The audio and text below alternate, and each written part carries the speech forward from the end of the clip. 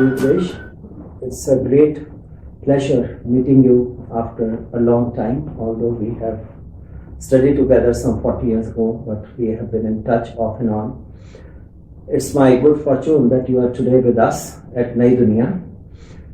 Being the head of the Department of English at Guru Nanak Dev University in Amritsar and director of the Academic Staff College, you have a lot of experience in teaching and learning.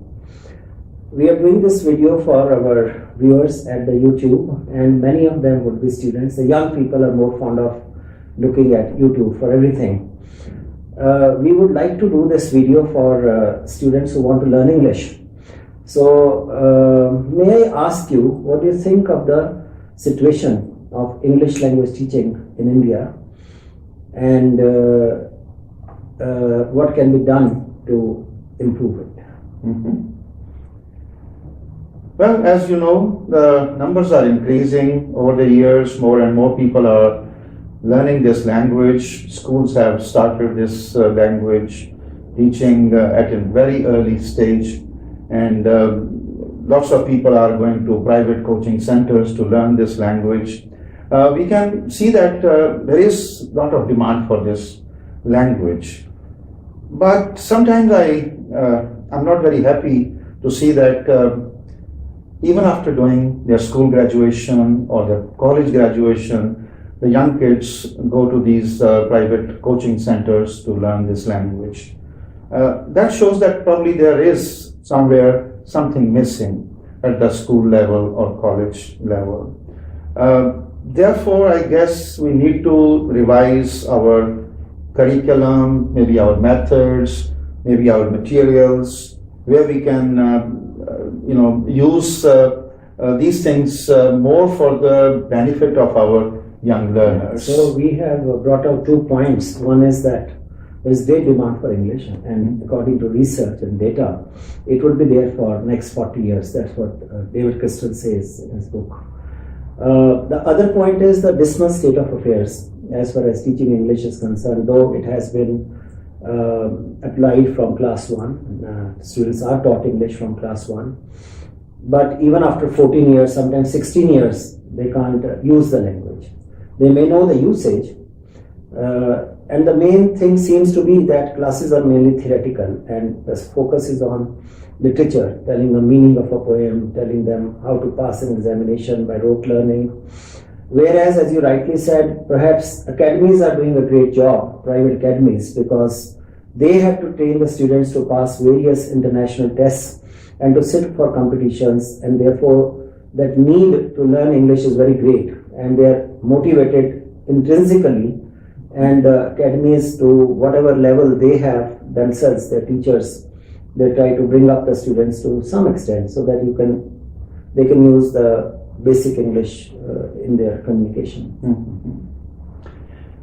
Yes, but I guess we need to see the various aspects of learning this language. One is that what are the young people learning this language for? That's right. Are they learning it for daily communication, or are they learning it for some kind of an academic or professional need? And if they are doing it for the latter purpose, obviously, they'll have to have a better proficiency in this language. The daily communication you can easily do without English in this country. There is no need. That's very true. I fully agree with you. People can communicate in their native language, and they can. If they're working in their own states, they don't need English. Yes. There are some myths about English which I would like to talk about. Yeah.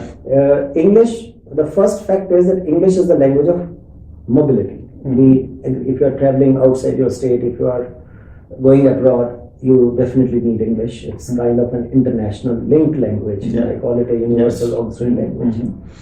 And then the second aspect of it is that if you are in a job where you have to interact with people from other states, even within India, for example, you are a software engineer, you work in a team with people from all states, maybe you would need English. Yes. But to say that it is the language of development, or that by learning English you will gain in some ways. Of course, you gain because your vision becomes broader.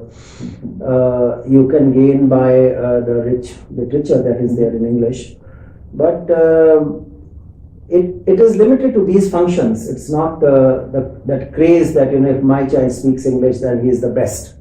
Yes, there is a certain social prestige attached to this language that we understand.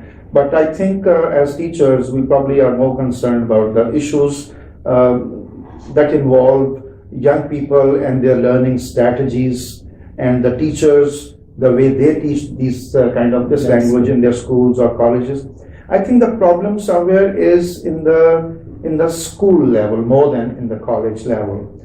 In the school level, I guess we find that learners sometimes are taught, as we technically say, to a communicative approach.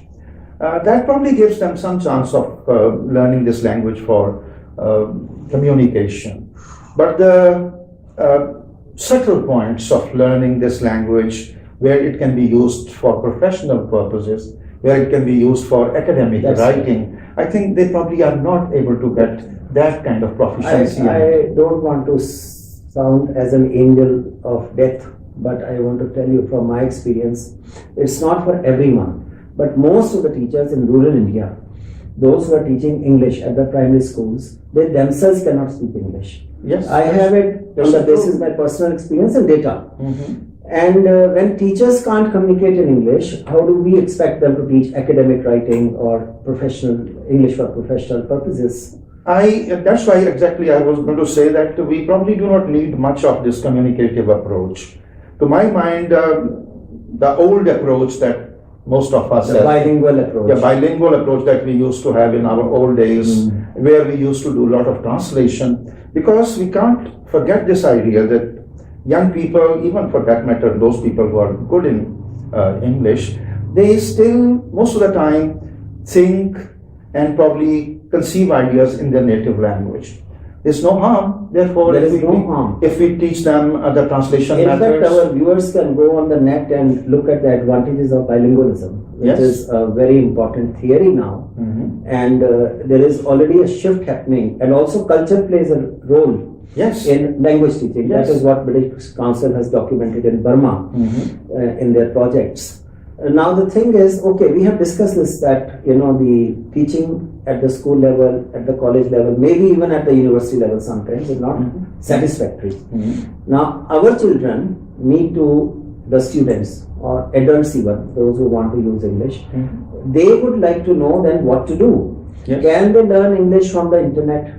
Do they have to join an academy?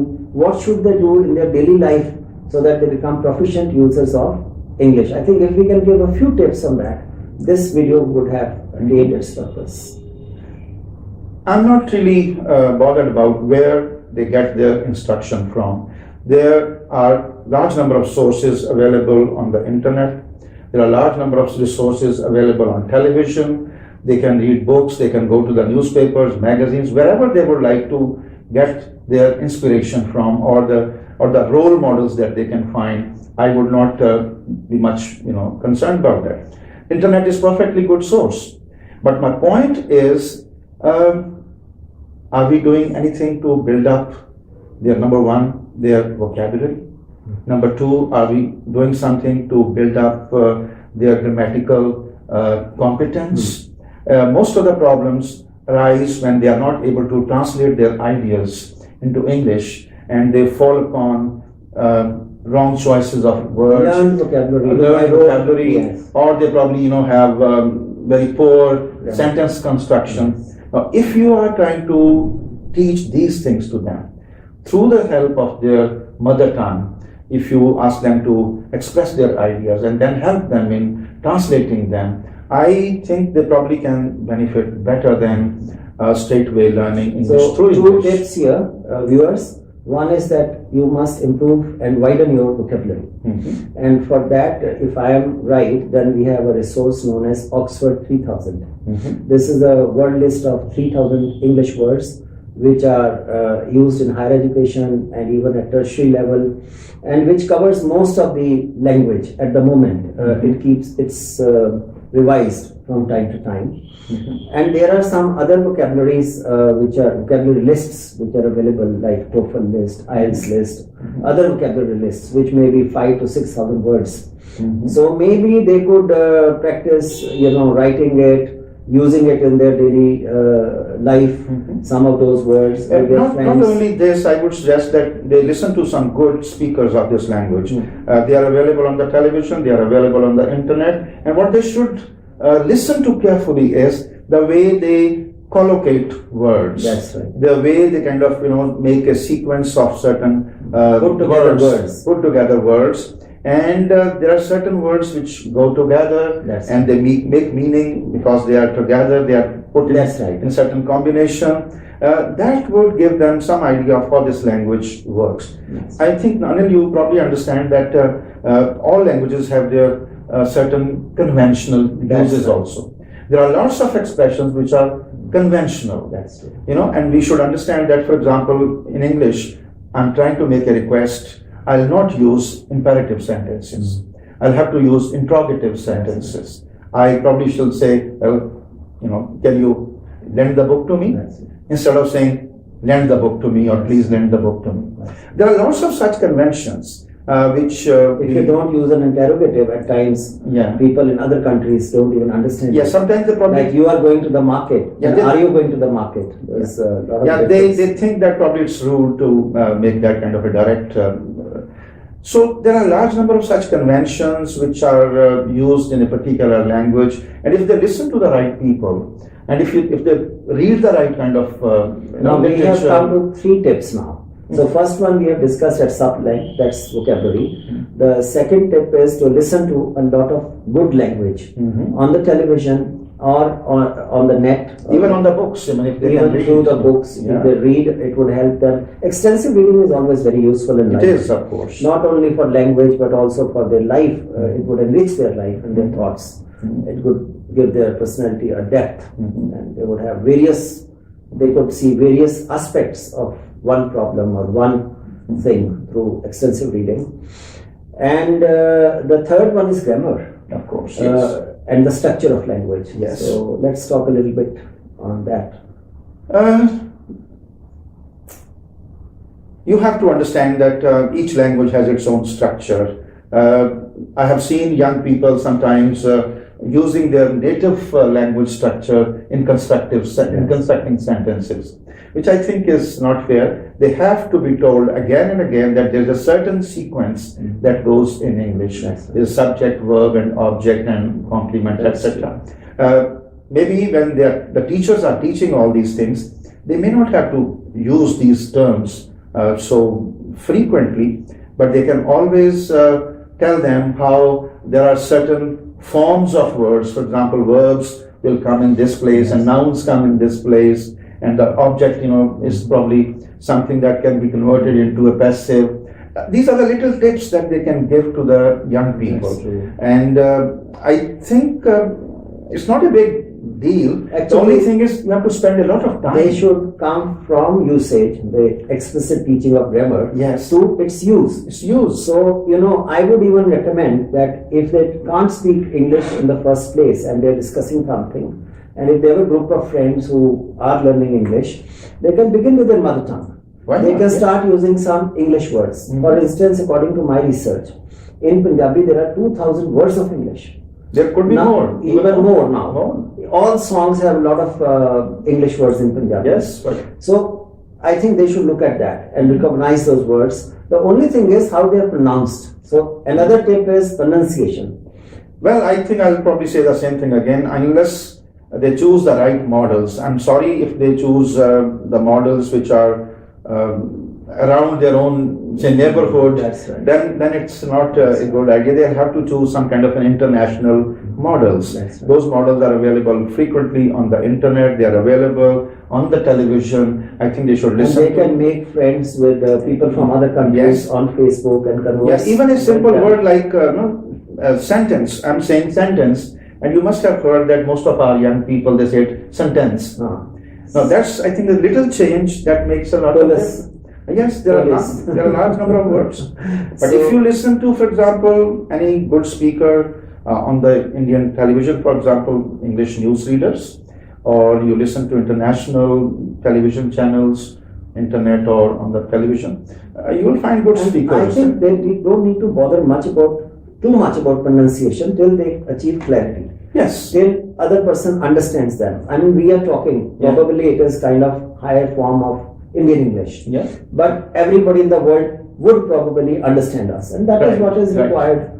A kind of internationally acceptable language that they should aim at. They should not become nervous, then they cannot speak like David Crystal or like so and so. Another thing, the last point that I would probably like to make, Anil, is that many a times we have discovered that those people who are learning this language, they have been given this idea, or I don't know, they get this idea that they have to speak English very fast.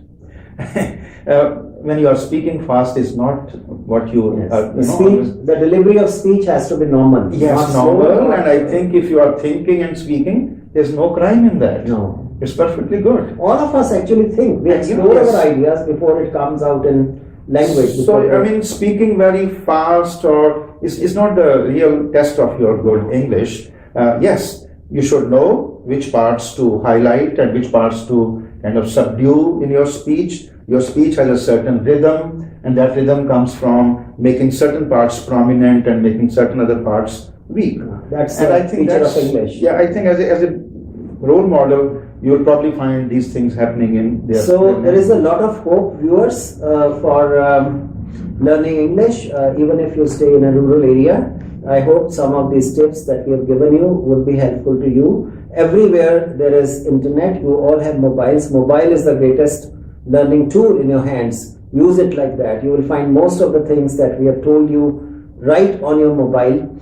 And if you cultivate these ideas further and have some creativity in the use of English, very soon, in a few months, you will be able to use English, as we said, to an acceptable level. And that should be our aim. Thank you for viewing Nai Duniya. Please subscribe to our channel and press the bell button so that you can get notified. And we will keep on bringing you such good videos. And we thank you, Professor Gurupdesh, very much for joining Nai Duniya. And I am sure if we have questions from our viewers, I will put my phone number in the comment section. So if you have any questions, you can phone me or you can email me, and we will try to get an expert to answer your questions. Thank you once again, and keep going Nai Duniya. Thank you.